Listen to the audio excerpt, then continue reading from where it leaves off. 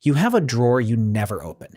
Inside it is a charger for a phone you no longer own, a single earring whose partner vanished years ago, a key that fits no lock you can remember, a pen that ran dry before you can even recall using it. You keep them anyway. Somewhere in your home, there is a mug with a hairline crack running down one side, and you still reach for it first. There is a wobbling chair you refuse to throw out, a jacket with a zip that died 2 winters ago, a photograph torn clean down the middle, folded, and kept inside a book for years. None of these things work. All of them stay. You might tell yourself you are simply lazy, that you will deal with the drawer one day. But that is not the real reason, and some quiet part of you already knows it. Because this habit is not new. It is not modern clutter, and it is not a personal flaw. It is one of the oldest things your species does. Tens of thousands of years ago, long before writing, long before cities, long before money, your ancestors were doing the exact same thing you do. They were holding on to objects that had stopped being useful, and when archaeologists uncover those objects today, the pattern is so deliberate, so strange, that it forces a question almost no one ever thinks to ask. Why did ancient humans keep broken things? The easy answer is poverty. In a world with no factories, no shops, no next-day delivery, a cracked pot was still a pot. You used what you had until it fell apart, and then you found a use for the pieces. Waste nothing. Survive. It sounds obvious, and in some cases, it is even true. But it does not explain the strangest part. Because again and again, across continents and across thousands of years, we find something the survival story simply cannot account for. The objects were not worn out, they were broken on purpose. Consider the work of the archaeologist Richard Bradley, who spent decades studying what ancient Europeans did with their most precious things: bronze swords, fine axes, ornaments that took enormous skill, time, and rare metal to create. You would expect objects like these to be treasured, guarded, and passed down whole through the generations. Instead, they were destroyed. People took perfectly good swords and bent them, snapped them, folded the metal back on itself so the blade could never cut anything again. Then they carried them to a river, a bog, or a lake, and threw them into the water, into places where no human hand could ever pull them back out. Think about that for a moment. Why destroy the very thing you worked hardest to make? Why break what you could so easily have kept?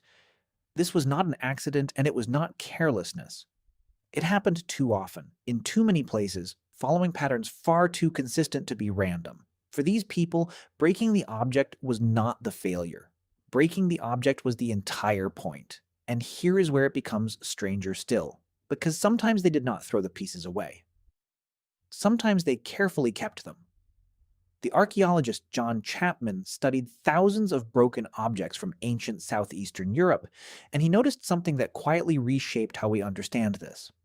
Pottery, figurines, ornaments, all snapped cleanly in two. But when he went looking for the missing halves, they were often nowhere near their partner. One fragment would be buried inside a house. The matching fragment would surface in a grave, or in an entirely different settlement, sometimes a great distance away. The two halves had been separated on purpose. Chapman gave this idea a name. He called it enchainment. The word simply means linking people together, the way individual links form a chain. And his argument was this: when two people needed to be bound to one another by a marriage, a promise, a debt, a farewell, they would take a single object and break it deliberately in two. Each person kept one half. The broken object was no longer a broken object. It was a bond made solid. As long as you held your fragment, you held the relationship itself. The crack down the middle was not damage. It was proof that somewhere out there, across the hills, another person was holding the other side of you. Do you understand what that means? For these people, a whole object was almost empty. It was just a thing. But a broken one carried something a whole one never could. It carried a person, a moment, a promise that outlived the day it was made. This flips our entire assumption upside down. We tend to believe the broken version of something is worth less than the whole. Cracked, chipped, torn, incomplete. Damaged goods. But to your ancestors, the break was often the most valuable part of all. The break was exactly where the meaning lived. There is another layer beneath this, older even than the chain. In grave after grave, across cultures that never met and never could have shared the idea, archaeologists find objects that were deliberately shattered before being placed with the dead. A bowl with a hole punched clean through its base. A blade snapped in half and laid beside the body. To us, this looks like destruction. To them, many researchers believe it was release. You broke the object so that its essence could travel with the person it belonged to. A living thing was kept whole. A thing meant for the dead had to be broken to follow them. The object was not being thrown away. It was being sent somewhere you could not go. To understand why any of this feels so natural to a human being, it helps to go back to the anthropologist Marcel Mauss and his study of how ancient people gave gifts.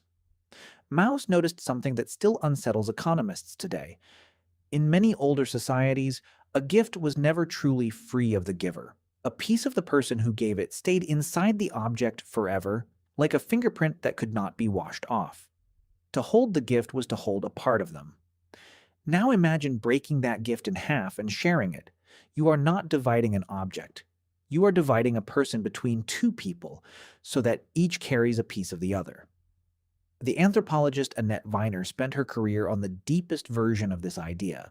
She studied objects that people refused to fully give away and refused to throw out, objects she called inalienable possessions.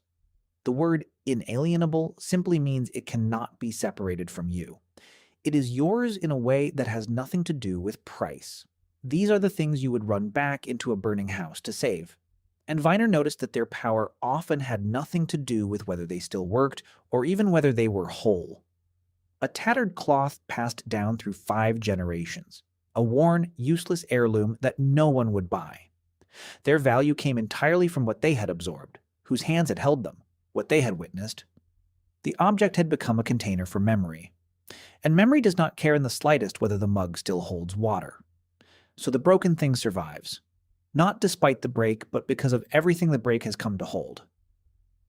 Now, come back to your own home for a moment. Come back to that drawer, because everything I have just described, you are still doing. Right now, in a world of endless replacements where a new mug costs almost nothing and a new charger arrives by tomorrow, you still keep the broken one.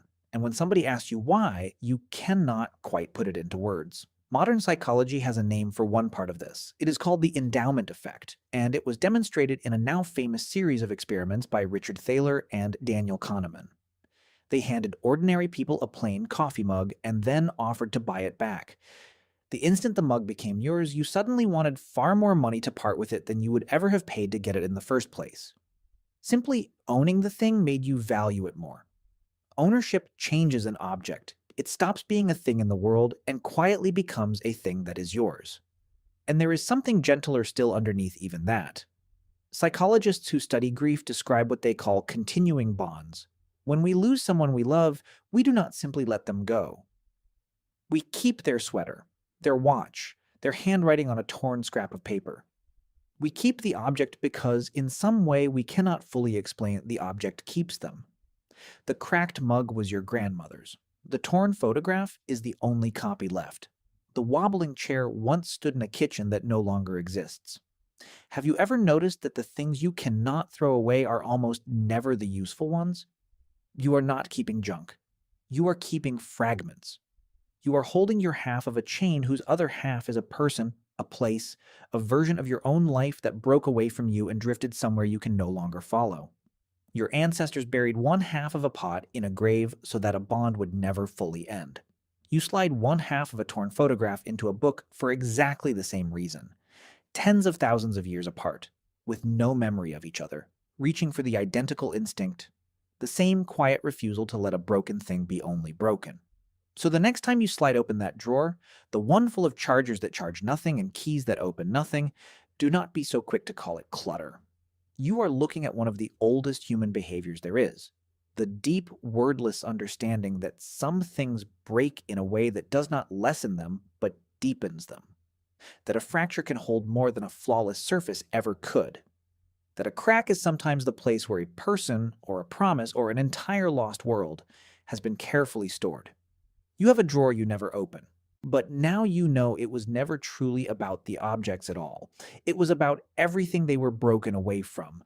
And in keeping them, you are doing precisely what humans have always done. Standing quietly on one side of a crack, holding your half of the chain, waiting for a hole that is never coming back, and refusing, gently, to let go of it anyway.